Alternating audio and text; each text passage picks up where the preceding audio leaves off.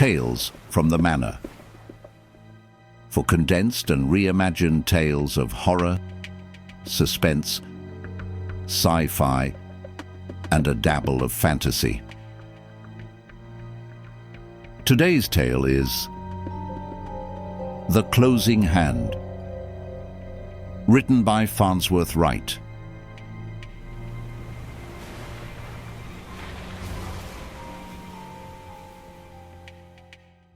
The house loomed against the storm-heavy sky, a brooding silhouette framed by skeletal trees whose twisted branches seemed to recoil from its cursed touch.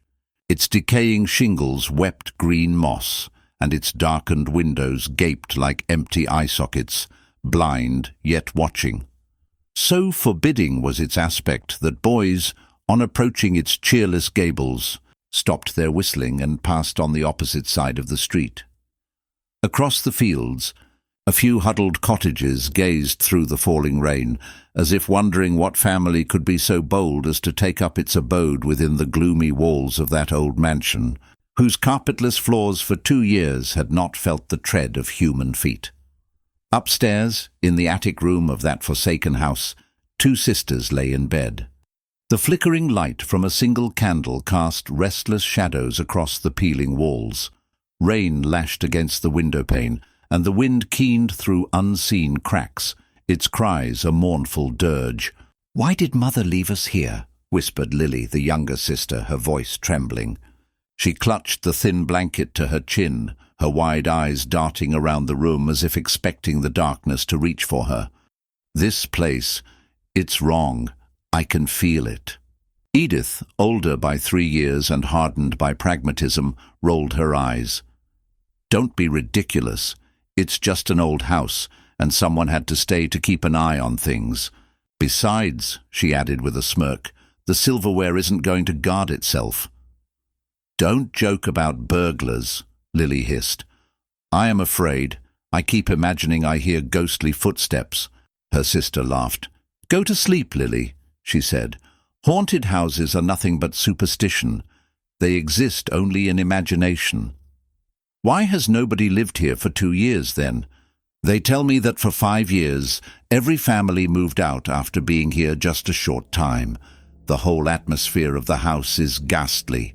And I can't forget how the older Berkheim girl was found stabbed to death in her bed, and nobody ever knew how it happened. Why, she may have been murdered in this very room. But sometimes every creak and every shadow feels alive. What if it's her? Edith. What if she's still here? What if—" "Oh, stop!" Edith snapped, sitting up. "Ghost stories won't help.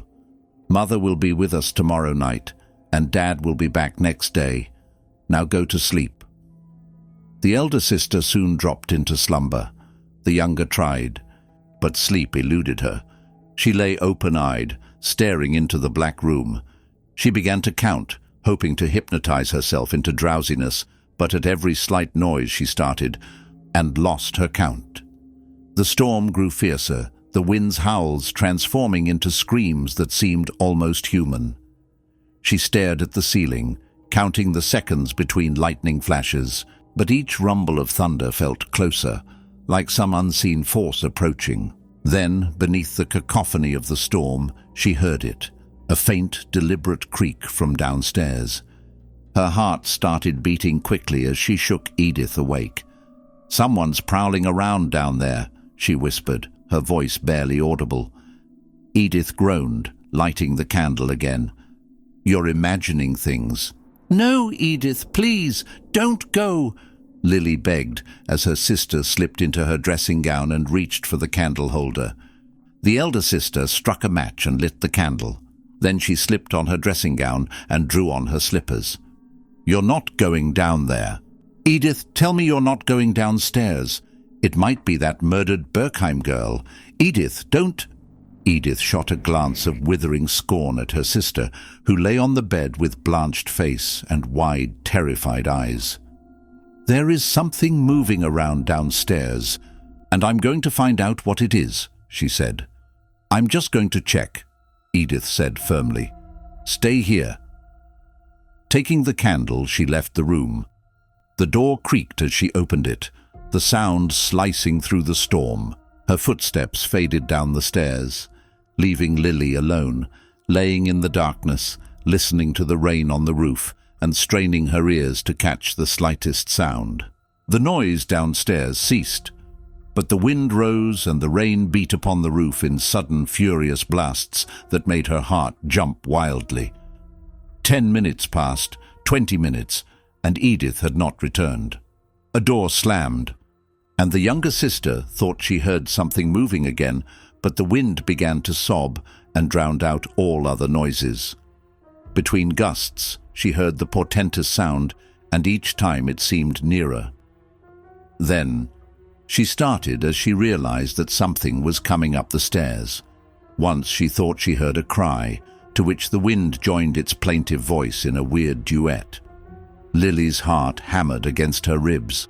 She clutched the blanket tighter, straining to hear over the storm. Nearer and nearer the strange noise came. It mounted the stairs, step by step, heard only when the wind and rain softened their voices. It passed the first landing and moved slowly up the second flight, while the girl fearfully awaited its coming.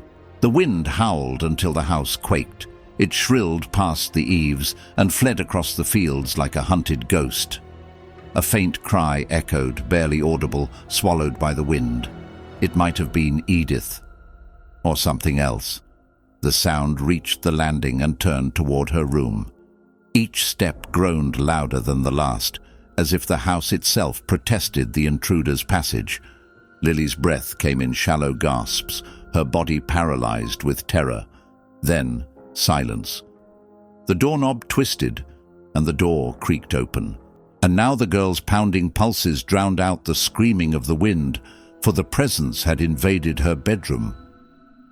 Darkness spilled into the room, thick and oppressive. Lily shrank against the wall, her trembling fingers clutching the edges of the blanket.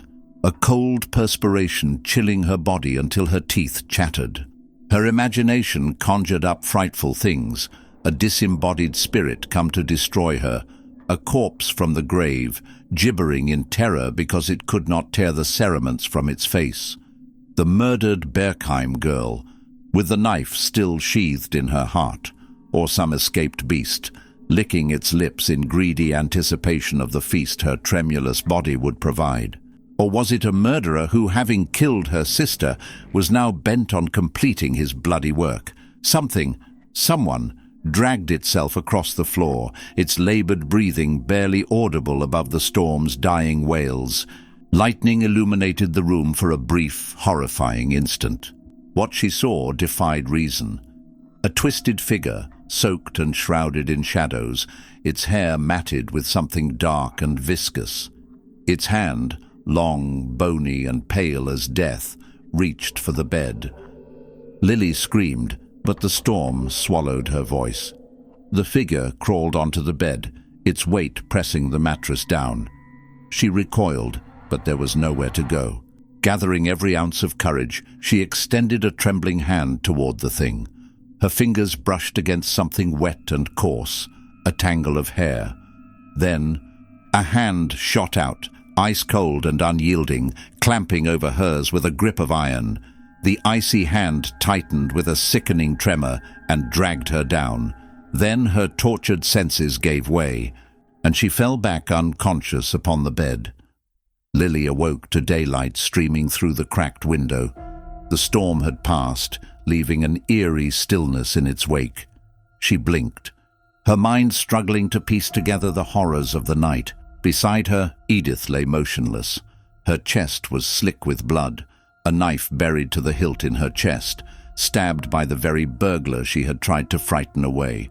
Her lifeless eyes stared at the ceiling, frozen in terror. Lily's own hand remained clenched around a clump of Edith's hair, sticky and matted. The realization hit her like a physical blow, that icy grip, that final shudder of life. Edith's dying hand had reached for hers, desperate for comfort in her last moments. Lily screamed, her voice raw and unending, a sound that carried beyond the house, across the rain-soaked fields, and into the waiting silence of the world beyond. If you enjoyed this tale, I think you'll enjoy this one as well.